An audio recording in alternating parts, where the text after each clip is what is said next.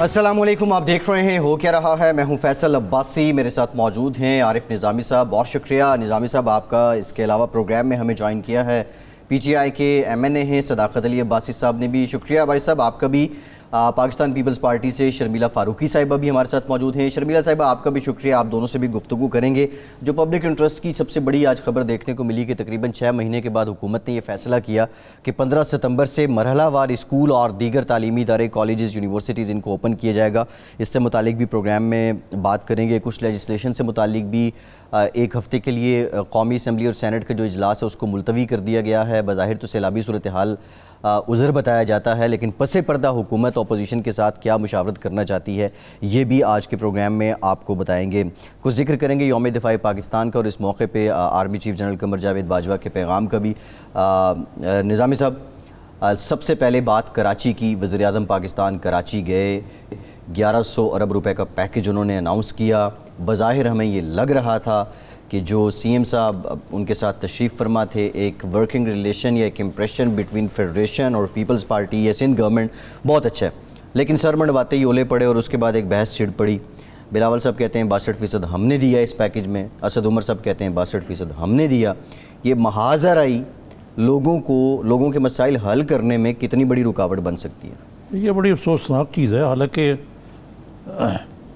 کس نے کس کو کتنے پیسے دیے، خرچ تو کراچی پہ ہونے نا جی، اور یہ تو میرا کتابی معاملہ ہے نا۔ آپ فیصلہ کر لیں کہ کس فارمولے کے تحت کتنا دیا گیا، کس نے دیا اور کب دیا۔ اس کو ایک وجہ نظام بنا کے ایک باقاعدہ بیان بازی شروع ہو گئی جی، اور یہ کوئی نیک شگون نہیں ہے، لیکن اس میں دونوں پارٹیز کا قصور ہے میرے خیال سے۔ جی، تو میرے خیال سے صداقت علی عباسی صاحب سے پوچھ لیتے ہیں۔ جی، جی عباسی صاحب السلام علیکم۔ جی نظام صاحب وعلیکم السلام۔ عباسی صاحب یہ بتائیے، یہ خیال تھا کہ یہ جب یہ کمیٹی بھی بن گئی اور باہمی مشورے بھی ہو گئے، جی، پرائم منسٹر صاحب کراچی چل کے کراچی کے پیکج کا بھی اعلان کر دیا، اس کے ساتھ یہ کیا بحث چل پڑی ہے، کس کا کتنا حصہ ہے؟ نظامی صاحب ظاہر ہے پولیٹیکل پارٹیز ہیں اور پولیٹیکل پارٹیز اور مخالف الیکشن لڑنے والے ہیں، اور ہم اور پیپلز پارٹی خاصے ایک دوسرے سے دور ہیں سیاسی نظریات کے حوالے سے۔ خاص کر ہمارا کرپشن اور اکاؤنٹیبلٹی پہ ہمارا بڑا شدید اختلاف ہے ایک دوسرے کے نظریات کے ساتھ۔ ایک تو بات یہ ہے۔ دوسری بات، چلیں 12 سال ہو گئے ہیں، 12 سالوں میں 2 سال پی ٹی آئی کے ہیں اور باقی 10 سال سینٹر میں پیپلز پارٹی اور نون لیگ کے ہیں اور سندھ میں صرف پیپلز پارٹی کے ہیں، تو 10 سالوں میں سے 2 سالوں کا گناہ ہم اپنے اوپر لے لیتے ہیں۔ 12 سالوں میں سے 2 سالوں کا، 10 سالوں کا گناہ ان پہ ہے۔ کیا کراچی پاکستان کا جو سب سے پرانا خوبصورت شہر تھا، سب سے بڑا ایک فائنینشیل ہب تھا پورے پاکستان کو جو کراچی کھلاتا تھا، کیا کراچی میں کوئی سڑکوں کا نظام پیپلز پارٹی نے دیا؟ پیپلز پارٹی نون نے 10 سال میں، جو آج 2 سالوں میں خراب ہو گیا؟ کیا وہاں پہ کوئی ایسی چیز آپ دیکھ لیں؟ نہ سیوریج سسٹم ہے، نالے بند ہیں، پینے کا پانی نہیں ہے، کوئی ایمرجنسی سروس ڈبل طرح کی نہیں ہے، کوئی ٹرانسپورٹ میکینزم نہیں ہے۔ تو پہلی بات یہ ہو گئی کہ پیپلز پارٹی اور نون لیگ 12 سال میں سے 10 سال فیل ہوئے۔ چلے 2 سال میں ہم نے بڑی کوشش کی فیڈریشن میں اس لیے کہہ رہے ہیں ایم کیو ایم کی بھی بات ہونی چاہیے یہاں پہ۔ ایم کیو ایم کی تو بات کرتے ہی نہیں نا، کیونکہ ان کا حلیف ہے۔ سب سے زیادہ بڑا غلط تو عباسی صاحب ایم کیو ایم نے کیا۔ دیکھیں دوبارہ سے میں اگر پوائنٹ پورا بنا لوں کہ میں مرکز کی اور صوبے کی کوارڈینیشن کی بات کر رہا ہوں۔ صوبے کے پاس 12 سال پیپلز پارٹی کے پاس رہے، جس میں سے 12 سالوں میں 2 سال مرکز پی ٹی آئی ہے اور 10 سال پیپلز پارٹی اور نون لیگ ہے۔ شہر کو برباد کر کے خوبصورت ترین شہر کو پاکستان کے ورسٹ سٹیز میں بنا دیا۔ اب کریڈٹ کس کو دینا ہے؟ یہ انیشیٹو کس کا ہے؟ نواز شریف صاحب کا انیشیٹو ہے؟ نہیں ہے۔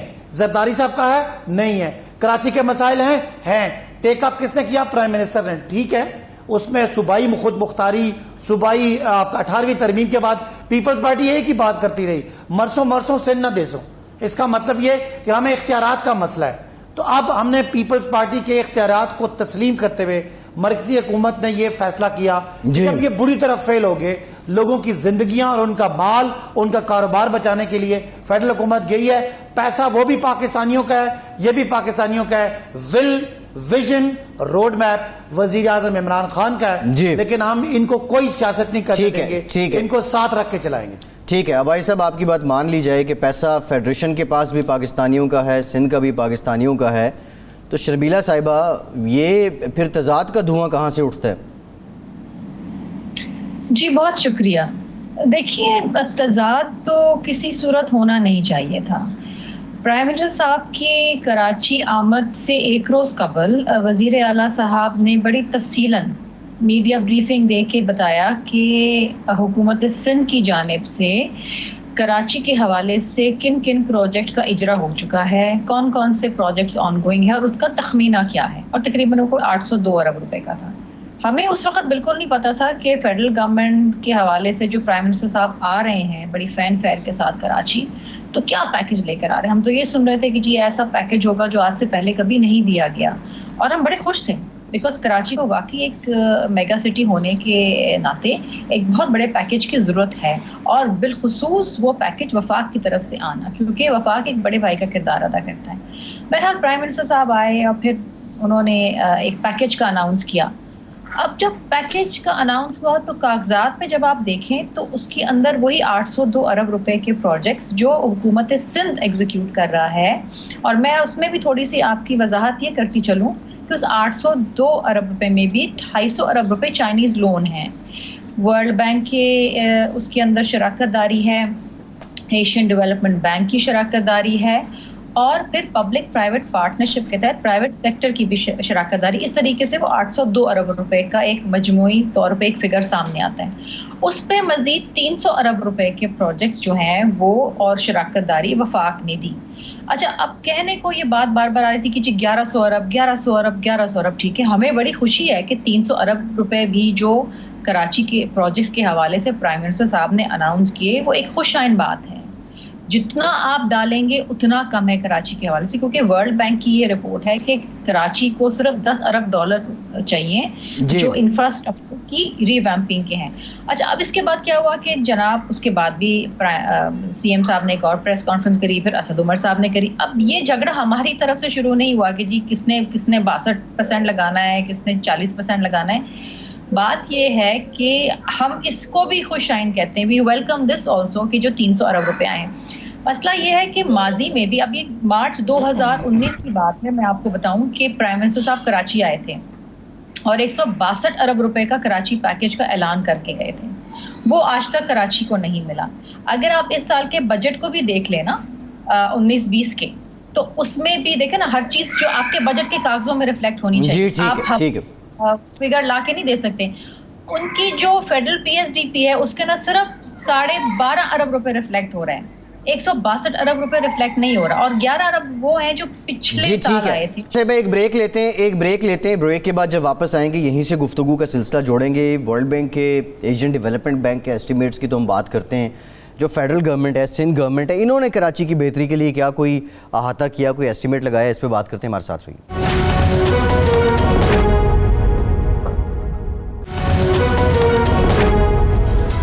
بریک کے بعد ایک بار پھر سے آپ کو خوش آمدید کہیں گے. نظامی صاحب، ریفرنس جو ہیں وہ بہت زیادہ کوٹ کیے جاتے ہیں ورلڈ بینک کے، ایشین ڈیولپمنٹ بینک کے. ٹھیک ہے، وہ اپنے احاطے کرتے ہیں، ان کا کام ہے رپورٹس بنانا سب. لیکن ہماری جو وفاقی حکومت ہے یا ہماری جو صوبائی حکومت ہیں یا بالخصوص سندھ حکومت ہے، انہوں نے کوئی اپنا کبھی ایسٹیمیٹ لگایا؟ کیونکہ گراؤنڈ ریئلٹیز شاید جو یہ حکومتیں جانتی ہیں وہ ورلڈ بینک والے اس طرح نہیں جانتے، وہ تو سٹیٹس پہ چلتے ہیں. یہ بھی ایک بہت بڑا سوال ہے اگر یہ سیاسی جماعتیں سیریس ہیں کراچی کی بحالی کے لیے. ہاں، ابھی تک تو یہی صورتحال ہے کہ اس میں تمام جو فریقین ہیں، اسٹیک ہولڈر جو ہیں وہ قصوروار ہیں. جی، کراچی جو ہے سیاست کی غرض ہے، لیکن جو اپنے ایشوز ہیں اس کے بارے میں بھی پوچھ لیتے ہیں نا ان سے ہم. جی، کہ فرض کریں کہ عباسی صاحب یہ مجھے بتائیں کہ یہ شبلی فراز ہیں، اسد عمر صاحب ہیں، ایک طرف آپ آن بورڈ لینے کی کوشش کر رہے ہیں وہاں کی حکومت کو بھی، تو یہ باہمی تعاون سے مثلاً جھگڑا یہ ہے کہ جی ہم نے اتنے لگایا، آپ نے اتنے لگایا، اس کو چھوڑ کے یہ تو آپس میں صاف فہمی کر لیں. لیکن یہ کراچی کے لوگوں کا کیا قصور ہے کہ جہاں پہ کوئی کام ہی نہیں ہو رہا, اس کی کوئی بھی وجہ ہو, ہے تو پاکستانی نا اور آپ سب کا ہے, تو اس میں کچھ ذرا مثبت رویہ اپنانے کی ضرورت نہیں ہے. جی میرا خیال ہے کہ پیپلز پارٹی کے مطابق کراچی کے لوگوں کا یہ قصور تھا کہ وہ پیپلز پارٹی کو ووٹ نہیں دیتے آ رہے. ٹریڈیشنلی وہ اینٹی پیپلز پارٹی یا پہلے وہ ایم کیو ایم کو ووٹ دیتے تھے, اس دفعہ انہوں نے پی ٹی آئی کو ووٹ دیا, اور یہی ان کو سزا مل رہی تھی کراچی کے پسماندگی کی شکل میں. تو حکومت نے بالکل پیپلز پارٹی سے کوئی الحاق نہیں کیا, پیپلز پارٹی کی گورنمنٹ سے الحاق نہیں کیا. ہم سندھ کے کراچی کے لوگوں کو بچانے کے لیے گئے جو ان کی لاپرواہی یا ان کی اگنورنس کا نظر انداز ہونے کا شکار تھے. لہٰذا ہم پیپلز پارٹی سے جو ان کے آئینی قانونی اختیارات ہیں وہ تو ہم ظاہر ہے ہم اس کو تو کوئی بھی نہیں چینج کر سکتا. باقی ہم سمجھتے ہیں کہ ان کا فیلئر ہے. ابھی یہ پیسے گنتے ہیں, یہ کہاں تھے 12 سال؟ آپ کوئی پلان دیتے, آپ پیسے مانگتے, کوئی ورک پلان لاتے. ابھی جو عباسی صاحب کہہ رہے ہیں کہ جی یہ پیسے ورلڈ بینک کے ہیں یا ایشین ڈیولپمنٹ بینک کے, پیسے لینا ایک الگ بات ہوتی ہے. ایک آپ کا پلان ہوتا ہے, ایک روڈ میپ ہوتا ہے. جو میری بہن کہہ رہی ہیں 10 ارب ڈالر, 10 ارب ڈالر لگانے کے لیے کیا سندھ حکومت کی کیپیسٹی ہے؟ نہیں ہے. آپ جو پیسے گن رہے ہیں کہ جی 162 ارب نہیں آیا, نظامی صاحب آپ کو پتا ہے, مجھے بھی پتا ہے کہ ایگزیکیوٹ کرنے کا, پیسے استعمال کرنے کی کیپیسٹی ہوتی ہے کہ ایک سال میں کتنا پروجیکٹ ہے, اس کی کتنی ایگزیکیوشن ہو سکتی ہے, اس کے حساب سے فنڈنگ ہوتی ہے. فنڈنگ ایسے نہیں ہوتی کہ اگر 162 ارب کا ہم نے وعدہ کیا ہے تو پہلے ہی 162 ارب سندھ کی حکومت کو دے دیں, چاہے وہ جو مرضی کریں. جو ایگزیکیوٹ جتنا پارٹ ہوتا ہے اس پارٹ پہ پیمنٹ ہوتی ہے. تو جس نے 10 ارب کی بات کی تھی شرمیلا صاحبہ, اس نے 10 سالوں کی بھی بات کی تھی کہ $10 billion can be spend in next 10 years. ابھی جو ہم نے دیا ہے یہ اگلے 3 سالوں کا ہے. انشاءاللہ اگر حکومتیں رہتی ہیں تو دونوں حکومتوں کے ٹینیور سے کمپلیٹ ہونے سے پہلے سیوریج کا نظام, نالوں کا کھولنا, پینے کا پانی اور روڈ کا نظام اور بس سروس یا گرین لائن یا جو آپ کی K4 ہے وہ ہم سندھ کراچی کے لوگوں کو دے دیں گے. آپ مجھے اپنا 12 سالوں کا کراچی کا کیا ہوا ایک کام بتا دیں. سیف سٹی ہے؟ نہیں ہے. ایمبولینس سروس ہے؟ نہیں ہے. اور کوئی روڈ, کوئی پینے کا پانی, اور تھوڑی سی بارش ہو جائے تو سارا کراچی انڈائریکٹلی نون لیگ کو اپریشیٹ کر رہے ہیں پیپلز پارٹی گورنمنٹ فیلئر. یہی کہہ رہا تھا انڈائریکٹلی نون لیگ کو یہ ساری باتیں آپ کی ٹھیک ہیں, لیکن دیکھیں نا جہاں یہ کام ہوئے ہیں پنجاب میں, نہیں ہم نے بھی وہاں بھی غالب بلوچ کرتے ہیں آپ کہ وہ چور ہیں, کھا گئے سب کچھ. تو خیر اس سے باوجود میرا فاروقی صاحب سے دیکھیں ایک بات الگ ہے. ہم یہ سمجھتے ہیں کہ آج اگر ایک جملہ سن لیں میرا, آج اگر پاکستان کی معیشت کی مشکلات ہیں, آج مہنگائی ہے, خسارے ہیں, آج ادارے ڈوبے ہوئے ہیں, تو اس میں ان کی ان وائز سپینڈنگ تھی. 10 روپے جیب میں اور 1000 روپے کا کھاتا کھول دینا. یہاں کنٹراڈکٹ کر رہے ہیں باسی صاحب, آپ اپنی دلیل کوئی اس کی نفی کر رہے ہیں. شرمیلا صاحبہ سے, نظامی صاحب, شرمیلا صاحبہ دیکھنا شرمیلا صاحبہ, یہ تو ان کا مجھے اعتراض ٹھیک لگتا ہے صداقت علی عباسی کا اور ناقدین کا کہ آپ اتنی دیر سے سندھ میں حکمران ہیں, آپ نے کیا کیا سندھ کی کیپیسٹی بلڈنگ بننے کے لیے, بڑھانے کے لیے, اس کی حکومت کی فنڈز کو یوٹیلائزیشن کرنے کی. اور پھر آپ کو یہ کرٹیسزم ہر طرف سے سننا پڑتا ہے کہ جی آپ تو سب کچھ کھا پی گئے. اس کا کوئی ٹھوک بجا کے جواب نہیں آتا آپ کی طرف سے. نظامی صاحب جواب تو ہم دیتے ہیں, لیکن شاید وہ جواب اتنا فورسفلی نہیں دیا جاتا جتنا دینا چاہیے, کیونکہ یہ پی ٹی آئی والے تو جھوٹ بھی اتنی فورسفلی بولتے ہیں کہ وہ سچ لگنے لگتا ہے. اب اگر آپ سندھ کی بات کریں کہ پچھلے 12 سال میں سندھ کے ساتھ کیا ہوا اور پیپلز پارٹی نے کیا گیا, تو میرا خیال ہے ہم بارہا بتا چکے ہیں کہ ہم نے ہیلتھ کا سسٹم جو ہے بہت زیادہ اپ گریڈ کیا ہے. NICVT دیکھ لیجئے, گمبر انسٹیٹیوٹ کو دیکھ لیجئے, NICVT کے سیٹلائٹ کے جو مختلف سندھ کے اضلاع کے اندر جو سیٹلائٹ ہاسپٹلز ہیں ان کا نظام آپ دیکھ لیجئے, جو اب یہ فیڈرل گورنمنٹ ان کو واپس دینا چاہ رہی. پہلے تو نہیں لینا چاہ رہے تھے وہ, now they want it back.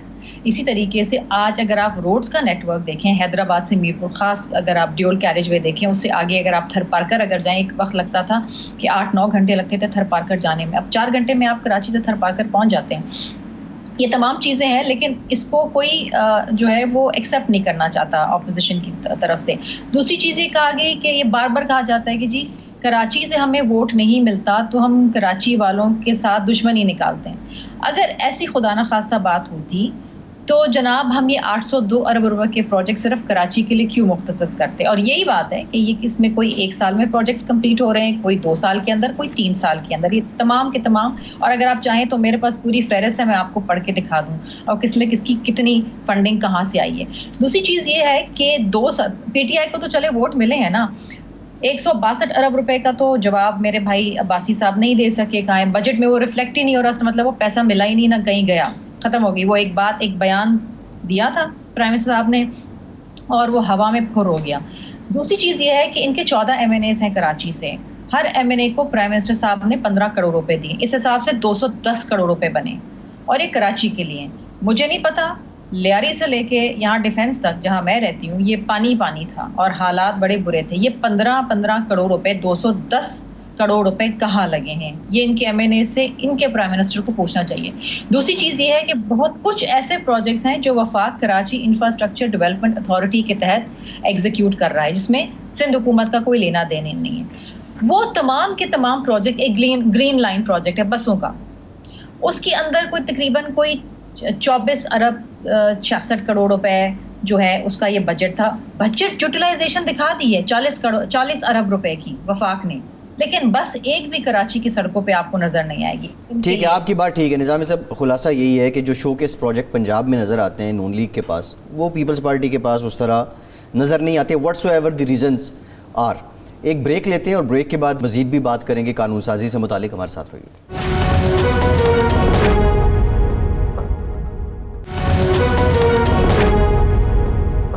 Break کے بعد ایک بار پھر سے آپ کو خوش آمدید کہیں گے. نظامی صاحب, یہ فیصلہ کیا گیا ہے کہ جو سینٹ اور قومی اسمبلی کے اجلاس ہیں وہ 1 ہفتے تک ملتوی کر دیے گئے ہیں. بظاہر جو ریزن ہے وہ ملک میں اس وقت سیلابی صورتحال ہے, لیجسلیٹرز اپنے حلقوں میں ہیں. حقیقت کیا ہے؟ پس پردہ بھی یہی وجہ کارگر ہے یا کوئی اور معاملہ ہے؟ دیکھیں, میرا تو خیال ہے کہ ڈسنسس پرویلڈ, خود پرویل کی ہے, پرویل کرائی گئی ہے کہ ایف اے ٹی ایف کا بڑا سیدھا نہیں ہے بلکہ ایک بڑا گنجلک مسئلہ ہے. اس کے اوپر جو ہے کنسنسس بہتر ہے, اور اب کوشش کی جائے گی کہ اپوزیشن اور حکومتی جماعت ایک پیج میں آ جائیں. یہ ایف اے ٹی ایف کا مثلاً یہ جو کہ بھئی یہ ایف اے ٹی ایف کا قانون مس یوز ہو سکتا ہے. دیکھیں نا, گالی گلوچ سے تو کوئی کام نہیں نہ چلتا. پہلے گالی گلوچ کی گئی اپوزیشن کی کہ غدار ہیں یہ وہ, اب بیٹر سینس پرویل ہے. میرا یہ تجزیہ, پوچھ لیں آپ ان سے. بھائی صاحب, یہ تو ایک تو بظاہر جو عذر ہے وہ سیلاب کی وجہ ہے, دوسرا کیا حکومت کی جانب سے یہ فیصلہ کر لیا گیا ہے کہ وہ خود اپوزیشن سے بات کرے گی, یا یہ 1 ہفتے کا ٹائم اس لیے لیا گیا ہے کہ اپوزیشن سے وہی لوگ بات کریں جو پہلے بھی حکومت جب مشکل میں آتی تھی تو بات کرتے تھے؟ دیکھیں عباس صاحب, میں نہیں سمجھتا کہ ہمیں اس سارے پروسیس میں, جب پاکستان کی ایک قومی سلامتی کا ایشو ہے اور پاکستان کی انٹرنیشنل آبلیگیشنز ہیں, اس میں ہم اپوزیشن کو منتیں کریں اور ان کو پولیٹیکل کنسیشنز دیں, ان کو ہم ایڈجسٹ کریں, جسٹ بیکاز کہ ان کی وجہ سے, مسلم لیگ نون کی وجہ سے پاکستان گرے لسٹ میں گیا ہے, اور جسٹ بیکاز انڈیا چاہتا ہے کہ پاکستان بلیک لسٹ ہو, تو یہ پاکستان کو گرے لسٹ سے بلیک لسٹ میں لانے والوں کے ساتھ ہیں یا اس کو وائٹ کرنے کے ساتھ ہیں. ہم تو سمجھتے ہیں کہ ٹھیک ہے, ان کا ہماری حکومت سے اختلاف ہو سکتا ہے, ان کا ہماری پالیسی سے اختلاف ہو سکتا ہے, لیکن خدا را پیپلز پارٹی اور نون لیگ آپ پاکستان کے خلاف کیسے ہو سکتے ہیں؟ یہ نہ پی ٹی آئی کا کریٹڈ مسئلہ ہے, نہ پی ٹی آئی نہ اکیلے اس کو حل کرنا ہے, نہ اس کا فائدہ پی ٹی آئی کو ہے. اگر خدا نہ خواستہ پاکستان بلیک لسٹ ہو جاتا ہے جو انڈیا چاہتا ہے, تو اس میں تو پاکستان کی معیشت برباد ہو جائے گی. آگے ہم آپ کے مہنگے بجلی کے منصوبے بھر کے ان کے خرچے, ہمارے سرکلر ڈیٹ نہیں پورے ہوگے, قرضوں کی قسطیں بھر کے پاکستان کی معیشت کی کمر ٹوٹ گئی ہے. آپ یہ چاہتے ہیں کہ ہم بیٹھ کے آپ کو نیب میں کنسیشن دیں, آپ کے کیسز میں کنسیشن دیں, آپ کو وہ 34 پوائنٹ والا این آر او دیں, اس لیے کہ پاکستان کو بلیک لسٹ سے بچانا ہے. جی میں تو اس بارے میں بڑا جذباتی ہو جاتا ہوں کہ جب پاکستان کی سالمیت کی, پاکستان کی انٹرنیشنل آبلیگیشن کی, پاکستان کی عزت کی بات ہوگی, آپ اتنا جذباتی ہو رہے ہیں, لیکن کچھ کریں ہم ان کو پبلک میں ایکسپوز کریں گے. زمینی حقائق سے بھی دیکھیں نا, کہ مثلا رضا ربانی جو فارمر چیئرمین سینٹ کے، انہوں نے بڑے کوجنٹ پوائنٹ اٹھایا کہ دیکھیں ماضی میں یہاں اینٹی ٹیررزم لا بھی بنتے رہے ہیں جو مخالفین پر استعمال ہوئے ہیں. وہ تو ربانی صاحب چاہتے ہیں کل جب آپ اپوزیشن میں ہو تو آپ کے خلاف انہیں سن لیں آپ بات نا، یہ مس یوز نہ ہو چیزیں. اور اس میں کنسیشن کون سی مانگی انہوں نے کہا چھوڑ دیں آپ نیب کو ایک طرف. آپ کے ساتھ انہوں نے تعاون بھی کیا، بہت سارے بلز پہ انہوں نے تعاون بھی کیا. تو یہ مطلب جو ہے یہ تو بلیک میلنگ ہے نا آپ کی کہ جی آپ یہ نہیں کریں گے تو ہم آپ کے اوپر کریں گے. اور یہ کہنا کہ جی یہ سارا کچھ یہ پی ایم ایل کی گورنمنٹ نے کرایا ہے، ایسا نہیں ہے کہ گرے لسٹ میں اور بھی بہت سارے لوازمات ہیں جن کا شاید یہاں ذکر کرنا مناسب نہ ہو، لیکن سب کو پتہ ہے کہ کیوں ہم گرے لسٹ میں گئے.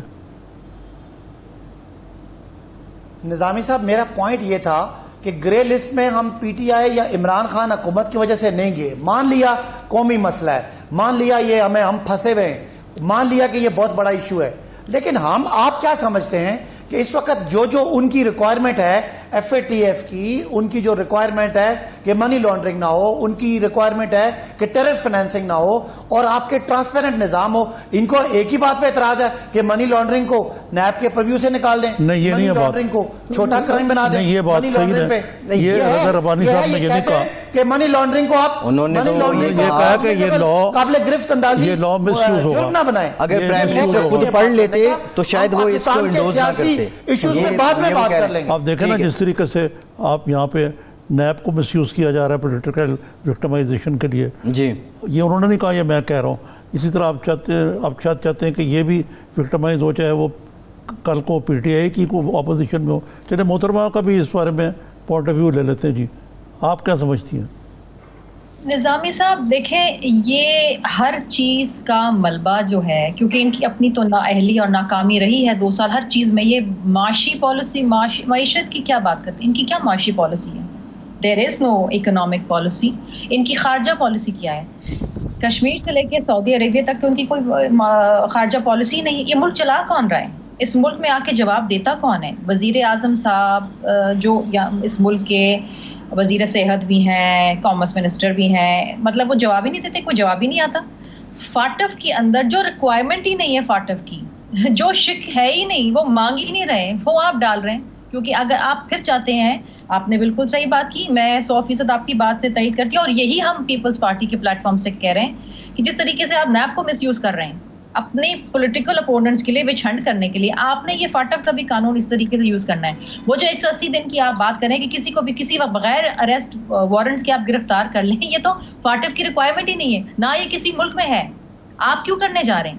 دوسری چیز یہ ہے کہ آپ کو این ٹائم پہ کیوں قانون سازی یاد آتی ہے؟ انہوں نے تو یہ پورا پارلیمنٹری سال جو ہے 31 آرڈیننسز اجرا کر گزار لیا. یہ تو قانون سازی پہ بلیو ہی نہیں کرتے کہ پارلیمنٹ کے اندر قانون آئے، اس کے اوپر ڈیبیٹ ہو، اپوزیشن کی بات سنی جائے، کوئی ترمیم ہو نہ ہو، ایک اچھا قانون پاس ہو. یہ تو بیک ڈور چینل استعمال کرتے ہیں. شرمیلا صاحبہ، یہ آپ سے جاننا چاہ رہا ہوں، یہ آپ سے جاننا چاہ رہے ہیں کہ دیکھیں ہم نے ماضی میں بھی دیکھا بہت سی قانون سازیوں پہ اپوزیشن اسی طرح واویلا کرتی رہی، شور مچاتی رہی، پریس کانفرنس میں، ٹی وی ٹاک شوز میں، لیکن عین وقت پہ اپوزیشن لیٹ گئی. اب یہ جو آپ باتیں آپ جو ابھی بات کر رہی ہیں کہ یہ تو فیٹف کی ڈیمانڈ ہی نہیں ہے، اس پہ کیا، اس پہ بھی وہی ایپیسوڈ ریپیٹ ہوگا؟ دیکھیے اپوزیشن نے عین وقت کے اندر بھی راتوں رات ان کو ترمیم کر کے دیے ہیں قانون سازی کے اندر، جو غلط شکیں تھیں ان کے اوپر نکال، اور یہ ان کی جو کمیٹی تھی اس پہ مانا گیا کہ ہاں جی یہ صحیح ہے، یہ ترمیم صحیح ہے، دس از آن ریکارڈ. لیکن صبح جب یہ قانون لے کر آتے ہیں تو اس کے اندر وہ شکیں موجود ہوتی ہیں. تو یہ اس طرح تو نہیں استعمال ہو سکتا نا. اس کمیٹی میں موجود تھا کوئی ڈریکونین لا. اپوزیشن کی ایک ذمہ داری ہے، اگر ان کو اپنی ذمہ داری نہیں معلوم تو اپوزیشن کو تو ذمہ داری معلوم ہے. جی ٹھیک ہے عباسی صاحب، ٹھیک ہے شرمیلا صاحبہ، عباسی صاحب ایڈ کرنا چاہ رہے ہیں. عباسی صاحب جی میں شرمیلا صاحبہ سے یہ درخواست کرتا ہوں کہ شرمیلا صاحب، میں اس کمیٹی کا ممبر ہوں، اس کمیٹی میں ضرور اپوزیشن نے اعتراض کیا تھا، کسی ہماری پارٹی کے کسی آدمی نے نہیں مانا اور ہم نے اس کو اکثریت سے پاس کیا تھا. میں بالکل آپ یہ جو کہہ رہی ہیں کہ 6 مہینے کے لیے کسی کو اریسٹ کرنے کی بات ہے، بالکل اس میں نہیں ہے. بالکل وہی قانون ہے جو پوری دنیا میں ایف اے ٹی ایف لگانا چاہتی ہے. اس میں آپ کا ہمارا اختلاف یہ ہے، آپ کہتے ہیں کہ منی لانڈرنگ کرتا ہے تو اس کو قابل دست اندازی جو کوگنیزیبل آفینس ہے وہ نہ بنائیں, پہلے جج کے پاس جائیں, اس کو سزا دیں, پھر گرفتار کریں. جبکہ عام چھوٹے چور کے لیے ہے کہ چوری کا کوئی ایف آئی آر ہوتی ہے, وہ 50,000 کی ہو, اس کو پولیس اٹھا کے لے جاتی ہے. تو یہ وہی پرانا قانون ہے. میں آپ کو اس لائیو شو پہ چیلنج کرتا ہوں کہ کوئی 6 مہینے والی بات نہیں ہے, آپ کے نیب کے قانون 6 مہینے کے ریسٹ کرنے والی کوئی بات نہیں ہے. یہ کنفیوژن پلائی جائے. جی شرمیلا صاحبہ, کہ آپ اٹھا کے جیل میں بند کر دیں اور پھر آپ اپنی انوسنس کے لیے مارے مارے پھرتے رہیں. آپ نے تو جیل میں بند کرا ہوا ہے, وہ بھی صرف اپوزیشن کے لوگوں کے. آپ نے جہانگیر یہ جو نیب کا قانون ہے یہ آپ کے دور کا, یہ تو ٹھیک ہے جی, ہو گیا نا یہ. آپ کے دور سے 5 سال آپ کے اور 5 سال نون کے دور سے گزرا ہوا قانون ہے. ہم نے یہ قانون نہیں بنایا. ابھی سوال یہ ہو رہا ہے کہ کیا منی لانڈرنگ کو ایک نیب کا جرم بنانا ہے کہ نہیں بنانا. آپ کہتے ہیں نہیں بنانا بیکاز آپ کا مسئلہ ہی منی لانڈرنگ ہے. اگر آپ یہ سمجھتے ہیں, جو کہ ہم بھی سمجھتے ہیں, کہ کچھ شکیں ایسی ہیں ان قوانین کے اندر جو ایک کالا قانون کا اس کو ایک نظریہ دے رہی ہیں, تو وہ شکیں آپ نکالیں نا. آپ کی تو جماعت انصاف کے نام پہ بنی ہے نا. نہیں, ابھی لگ یہ رہا ہے شرمیلا صاحبہ کہ جو ہفتے کا ٹائم لیا گیا, ٹائم بائی کیا گیا, وہ اسی لیے کیا گیا کہ کوئی بات کی جائے. میرا خیال ہے کہ یہ معاملہ طے پا جائے گا. اور رضا ربانی صاحب جو ہے, اب حضرت دیکھیں کہ رضا ربانی نا, میں ان کی ذاتی طور پر عزت کرتا ہوں. ٹھیک ہے بھائی صاحب. جی نظامی صاحب, میں کہہ رہا ہوں رضا ربانی ذرا ایک سیریس اور بڑے ریسپیکٹڈ پارلیمنٹیرین ہیں, قانون دار ہیں جی, وہ اس قسم کی چیز نہیں کریں گے جس میں جو غیر مستند ہو یا وقتی سیاسی فائدہ اٹھانے کی ہو, کیونکہ وہ خود تو بینیفیشری نہیں ہے اس کے, نہ نیب قانون کے, نہ کسی اور اس قسم کی اکاؤنٹیبلٹی کے. دوسرا بابر اوان صاحب کو بھی میرا خیال ٹاسک نظامی صاحب دیا گیا ہے, تو وہ بھی ایک ظاہر کاریگر. بہرحال ہم دعا یہی کرتے ہیں جی کہ یہ چیز جو ہے, اگر کوئی ایسی چیز ہے تو اس کو سیاست گری کی بجائے افہام و تفہیم سے حل کر لیا. جی بالکل ٹھیک ہے. شرمیلا فاروقی صاحبہ, صداقت علی عباسی صاحب, آپ دونوں کا بہت شکریہ. ایک بریک لیتے ہیں اور ذکر کریں گے کہ یوم دفاع پاکستان بھی گزرا. یہ سال اپنی نوعیت کا ایک مختلف سال ہے, لیکن جو آرمی چیف کا پیغام ہے اور اس کے ساتھ ساتھ جو پاکستان کے فیوچر اسٹریٹجی ہے ڈیفنس کو لے کے, اس سے متعلق بات کریں گے. ہمارے ساتھ رہیے.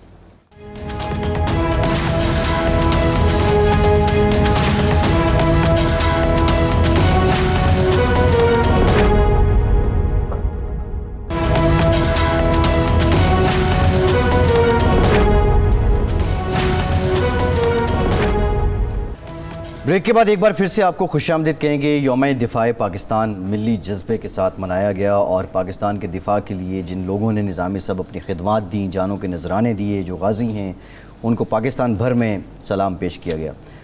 نظامی صاحب, آرمی چیف نے جو سپیچ کی اس موقع پہ, اگر ہم اس کو سمرائز کریں تو 3 بنیادی باتیں ہیں. ایک یہ کہ ہم پرامن قوم ہیں اور اب ہم نے ترقی اور خوشحالی کی طرف جانا ہے. دوسری بات, بانی پاکستان کا وہ شورائے آفاق جو ان کا نصب العین تھا, اتحاد, ایمان, تنظیم اور پھر کام. اور تیسری بات انہوں نے کی ہائیبرڈ وارفیئر, اور یہ جو جدید طریقے کی وار ہے, اور یہ بھی بتایا کہ ہم اس سے بھی لڑنے کے لیے تیار ہیں. ایک پیغام جو اس دن جانا چاہیے تھا, یقینی طور پہ وہ عوام کے لیے گیا. لیکن جو اس وقت حالات ہیں نظامی صاحب, مزید کیا کچھ کرنے کی ضرورت ہے؟ سارا پاکستان کو دفاعی طور پر مضبوط کرنے کا زیادہ یہ ہائیبرڈ وار جو ہے, اس کا مقابلہ تبھی کیا جا سکتا ہے یہ معاشی طور پہ آپ معاشی طور پر مضبوط ہوں, اندرونی طور پر مستحکم ہوں. اس قسم کی جس طرح کی بیان بازی آج کل ہو رہی ہے, اپوزیشن حکومت کر بیان جوتیوں میں درال بانٹ رہی ہے, تو یہ ہائیبرڈ وار کے لیے یہ کوئی اچھی کو جیتنے کے لیے میرا مطلب یہ کوئی اچھا پیش خیمہ نہیں ہے, اچھی وہ نہیں ہے آپٹکس. نظام صاحب, جو لیٹسٹ اسٹڈیز ہیں, جو 5th جنریشن وارفیئر ہے, اس میں بتاتے ہیں کہ جو دشمن ہے وہ آپ کو قرض کے ذریعے بھی زیر عتاب کر سکتا ہے. یہ جو تحقیق ہیں, جو اسٹڈیز ہیں اس سے متعلق, اب ہم تو مقروض بہت زیادہ ہیں. یار اس کو چھوڑ دیں آپ ایک منٹ کے لیے. آپ کے سامنے مثال موجود ہے. جی, امریکہ نے سوویت یونین کو اصلاح اندوزی پہ پیسے خرچ کر کے فوجیوں کو بڑھانے کے لیے کرتے ہوئے نیوکلیئر ارسنل ان کو کلاش کر دیا. اور وہ اقتصادی طور پہ اتنی کمزور ہو گئی سوویت یونین کہ ٹوٹنا پڑا. کہ وہ اندر سے ہی شٹر ہو کر رہ گئی. جی. کو باہر سے نہیں آئی. دیکھیں نا, کو امریکہ نے انویژن نہیں کیا, کسی نے ایٹم بم نہیں پھانکا, کوئی میزائل نہیں گرا. Soviet union collapsed. میں یہ نہیں کہہ رہا ہوں خدا نہ خواستہ پاکستان بھی ایسے ہوگا, لیکن یہ یاد رکھیں کہ بھارت کی ایگزیکٹلی یہی اسٹریٹجی ہے. ٹھیک ہے. اچھا نظامی صاحب, ایک اور بڑی انٹرسٹنگ ایونٹ رہا لاہور میں گزشتہ روز. آپ بھی اس میں شریک تھے, اسپیکر تھے آپ, اور اسپیچ میں نے سنی. شیخ رشید صاحب کی کتاب لال حویلی سے اقوام متحدہ تک اس کی تقریب رونمائی تھی. ساری باتیں میں نے تو کتاب ابھی نہیں پڑھی, خیر میرے خیال آپ کے پاس تو پہنچ گئی ہے. لیکن ایک بات جو میں سوچ رہا ہوں اور جو آپ سے پوچھنا چاہ رہا ہوں, شیخ صاحب نے کہا کہ مجھ پہ کسی روح کا سایہ ہے. وہ روح کون ہے, کس کی ہے, کچھ بتا دیں. اور پھر یہ بھی کہا کہ یہ پیشین گوئیاں میں کرتا نہیں, یہ ہو جاتی ہیں. نظامی صاحب بھی تو روحانی سیاست ہو گئی ان کی.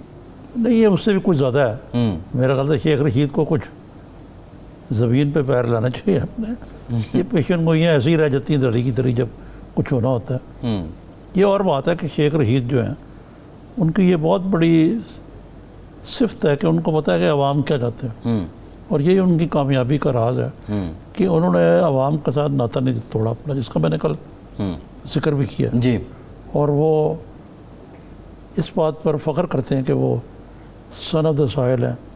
ان کے باقی سیاستدانوں کی طرح وہ انہوں نے کئی ڈی ایچ اے کے اندر ادھر گھر بنا کے اپنا طرز رہن یا بود و باش جو ہے نہیں بدلا. اب مثلا میں نے کچھ باتیں جو میں کل نہیں کر سکا وہاں اقتصار کی وجہ سے, مثلا یہ کہ شیخ رشید میرے سے بڑی خام بھی کھاتے تھے پہلے. اچھا. اس کی وجہ یہ تھی کہ ایک میڈیا سیمینار ہوا تھا نواز شریف کے دور میں. یہ ایم کیو ایم نے تازہ یہ مدیر جو تھی یہ جسارت اور کیا نام تھا ان کا رسالے کا, کس کا, ایم کیو ایم کا؟ صلاح. جی جی. ادھر آگ لگائی تھی. اچھا. تو میں صدر سی پی این نہیں تھا, اس میں نے بڑا سخت اسٹینڈ لیا. میرا خیال امت تھی. امت تھا. جی. امت نہیں, کچھ اور نام تھا. امت تو اخبار ہے نا ان کا. جی جی. ابھی آ جائے گا ذہن میں. تو میاں نواز شریف نے شیخ رشید کو کہا یار یہ ایک میڈیا سیمینار کرو, اس میں ان کی حیثیت ایسی پھیرو, یہ کیا سمجھتے ہیں میڈیا والے اپنے آپ کو, جو مرضی کہہ دیں. یہ 90s کی بات ہے, 97 میں جب شیخ صاحب نواز شریف صاحب کے ساتھ کراچی کے نہیں انفارمیشن کے ایڈوائزر تھے منسٹر. جی. انہوں نے کراچی کے میرٹ ہوٹل میں ایک سیمینار کیا جس کی صدر نواز شریف کر رہے ہیں, اور یہ بڑے فرنٹ فٹ پہ آئے. انہوں نے کہا جی یہ خیالی پلاؤ پکاتے ہیں, یہ لفافے لیتے ہیں وغیرہ وغیرہ وغیرہ. سنتا رہا. جب میری باری آئی تو میں نے ان کو خوب سنائی. میں نے کہا لفافے لینے والا زیادہ قصوروار ہے یا دینے والا؟ آپ دیتے ہیں تو کوئی لیتا نا. پھر میں نے کہا آپ نے کس انداز سے آپ نے میڈیا کو بالکل زیر کر لیا. جب بھی میں نے ساری باتیں کی تو نواز شریف آپ ناراض ہو گئے اس میں آپ سے. ہاں ٹھیک. اور وہ جلدی اٹھ کے چلے گئے کھانا کھائے بغیر. اب اس وقت تو وہ چلے گئے لیکن انہوں نے ایک کام کیا. ایک یہ بھی بتانا کہ تجزیے لکھتے تھے جو خیالی پلاؤ ہوتے تھے ان کے. جی. یہ نہیں کہ ہم جھوٹ بولتے. جی. وہ میاں صاحب چلے گئے. کچھ دنوں بعد ہی شیخ رشید کا سے یہ پورٹ فولیو لے لیا گیا. جی. شیخ رشید مجھے مورد الزام ٹھہراتے تھے کہ آپ نے وہ باتیں کی اور نواز شریف صاحب ناراض تو ہو وہ گئے. اکثر جب میرے سے فون پہ بات ہوتی تھی یا ملتے تھے تو وہ کہتے تھے آپ تو ممی ڈیڈی برگر کراؤڈ ہے. یہ ان کا تکیہ کلام ہوتا تھا. خیر اب وہ بات بہت سال ہو گئے اور وہ دل میں بھی نہیں رکھتے. لیکن مجھے جو کل میں کہنا چاہ رہا تھا کہ ان کی اپنی خود قسمتی ہے, بدقسمتی ہے, بدقسمتی کہہ لیں یا ستم ظریفی ہے یہ, کہ میں تو ممی ڈیڈی برگر کراؤڈ نہیں بنا, لیکن آج کل شیخ رشید جس جماعت میں اس کی بنیادی ممی ڈیڈی برگر. جی یہ بالکل ٹھیک ہے نظامی صاحب. عمران خان سے لے کے جہانگیر ترین, لیکن کل آپ کو بڑی انہوں نے عزت دی. اس کی وجہ یہ ہے کہ ایک تو وہ میرے والد صاحب کا بڑا احترام کرتے تھے. ٹھیک ہے, میں نے کبھی ان سے بدتمیزی نہیں کی, اور میں خود اس بات پہ حیران تھا کہ آخر شیخ رشید نے فیصلہ کیا ہوگا نا کہ میں وہاں آؤں اور کچھ لفظ کہوں, تو یہ میں نے اس سے بڑی اپنی عزت افزائی سمجھا. جی بالکل ٹھیک ہے نظامی صاحب. اچھا یہ اب کتاب جو پڑھیں گے تو اس سے متعلق بات کریں گے, بظاہر اس پہ بھی کبھی بات کریں گے کیا شیخ رشید ریٹائر ہونے والے ہیں یا نہیں. نظامی صاحب ایک اور فیصلہ ہوا بڑا امپورٹنٹ ہے, اور یہ سوشل میڈیا پہ کیمپین بھی چل رہی تھی, میرے خیال وہ ٹویٹر پہ سارا ٹرینڈ مائیں چلا رری تھیں کہ اسکول کھول دو. اب حکومت نے یہ فیصلہ کیا ہے کہ 15 ستمبر سے جو یونیورسٹی کالجز اور ٹل میٹرک یہ پہلے مرحلے میں, پھر 23 ستمبر سے سیکنڈری اینڈ مڈل, اور اس کے بعد جو 1 اکتوبر سے آپ کے پرائمری سکولز کھل جائیں گے ایس او پیز کے ساتھ. پاکستان جیسے ماحول میں ایس او پیز پر عمل درآمد کروانا کس حد تک ممکن ہے؟ لیکن تو یہ کرنا تو پڑ رہا ہے نا. جی آپ دیکھیں نا, ضرورت وہ میں آج دیکھ رہا تھا اپنے اخبار میں کہ میرے خیال سے کل کووڈ-19 سے 2 ہلاکتیں ہوئی ہیں. جی تو یہ اللہ کا فضل ہے. جی الحمدللہ. لیکن اس کا مطلب یہ نہیں ہے کہ ہم شتر بے مہار کی طرح ساری اطلاع, ساری جو احتیاطی تدابیر ہیں ان کو تاکہ نسیاں میں رکھ کے ایک دوسرے کو جھپیاں ڈالنے شروع کر دیں. اس طرح یہ پھر پھیل سکتا ہے. تو یہ پیرنٹس کے لیے بھی بڑا لمحہ فکری ہے, لیکن یہ ایسا مرحلہ ہے جس سے ہمیں گزرنا پڑے گا, نہیں تو ساری قوم کو جاہل تو نہیں چھوڑ سکتے. اچھا نظامی صاحب ایک کریڈٹ یہاں پہ بنتا ہے شفقت محمود صاحب کو بھی. آج صوبائی فیڈریشن اینڈ صوبائی جو وزرائے تعلیم تھے ان کی ایک میٹنگ ہوئی. اس سے پہلے بھی ہم نے دیکھا کہ تعلیم کے معاملے پہ اسپیسیفکلی این سی او سی کا تو رول ہے, لیکن شفقت محمود صاحب بڑے ایکٹیو رہے اور سب کو ساتھ لے کے چلے. اس سے بڑی بات یہ ہے کہ نہ صرف ایکٹیو رہے, لیکن انہوں نے پی ٹی اے کے بعض وزراء کی طرح یہ نہیں کیا کہ آپ این آر او مانگ رہے ہیں اس لیے آپ کہہ رہے ہیں کہ اسکول کھول دیں یا نہ کھولیں. یہ جو اس قسم کی گالی گلوچ والی سیاست ہے, اس سے مسائل حل نہیں ہوتے. شفقت محمود نے عزت دی ہے اور عزت کرائی ہے, اور آپ نے دیکھا ہوگا کہ اپوزیشن کا بھی ان کے بارے میں رویہ منفی نہیں ہے جہاں تک میرا یہ. نہیں بالکل ٹھیک ہے. دوسرا نظامی صاحب ایک بہت انقلابی قدم ہے یکساں نظام تعلیم. اول تو وہ اس سے پہلے بھی ہم نے بات کی تھی, جو لبرل لابیز ہیں انہوں نے تو اپنا ایک پروپیگنڈا اس پہ شروع کر دیا تھا, ظاہر ہے وہ انویسٹ بھی کر رہے ہوں گے. یہ بہت بڑا چیلنج ہے شفقت محمود صاحب اگر اس کو امپلیمنٹ کر جاتے ہیں نظامی صاحب, اور آئی فیل کہ اس پہ بھی جو صوبے ہیں وہ آن بورڈ ہیں. نہیں, شفقت محمود خود بھی لبرل لابی میں ہیں میری طرح, لیکن یہ ایک تو پارٹی کی پالیسی ان کو فالو کر رہے ہیں اور خوش دلی سے فالو کر رہے ہیں وہ, لیکن اس میں کچھ بعض جینوئن کنسرنز بھی ہیں کچھ. محض اس لیے ہے کہ جو میں تو حیران رہ گیا اپنی جو میری گرینڈ ڈاٹر ہے اس کی فیس پہ, کہ وہ ہر مہینے کی کوئی 70,000 فیس آتی ہے. 70,000؟ جی. تو یہ لوٹ مار تو مچائی ہوئی نا انہوں نے, تو یہ اس کو نیچے لے کے آنا چاہیے. لیکن اس سے یہ ہوا کہ انہوں نے انشور کر لیا ہے اشرفیہ نے کہ ہم اپنا نظام کو اتنا مہنگا کر دیں گے کہ آٹومیٹکلی ملک میں 2 نظام آئے تعلیم ہو جائیں. مطلب اس کا توڑ انہوں نے نکال لیا. نظامی صاحب آج اس حکومتی فیصلے پہ بھی ان کی ریزرویشن تھی. وہ یہ ہیں کہ وہ کہہ رہے ہیں کہ ساری اکٹھی کھولو. کون کہہ رہے ہیں؟ یہ پرائیویٹ اسکول ایسوسیشن. وہ پرائیویٹ اسکول یار ویسٹڈ انٹرسٹ ہے. ابھی اب کیا اچھے لوگ بھی ہیں اس میں, بہت سے اچھے لوگ بھی ہیں. پرائیویٹ اسکولس کا بڑا ایک رول ہے پاکستان کے اندر تعلیم کو عام کرنے کا, لیکن یہ ایلیٹ کے لیے نہیں نہ ہونا چاہیے خالی. جی بالکل ٹھیک ہے. نظامی صاحب پروگرام کا وقت ختم ہو گیا. وہ آپ کا آج کے پروگرام سے اتنا ہی. فیصل عباسی کو اجازت دیجیے.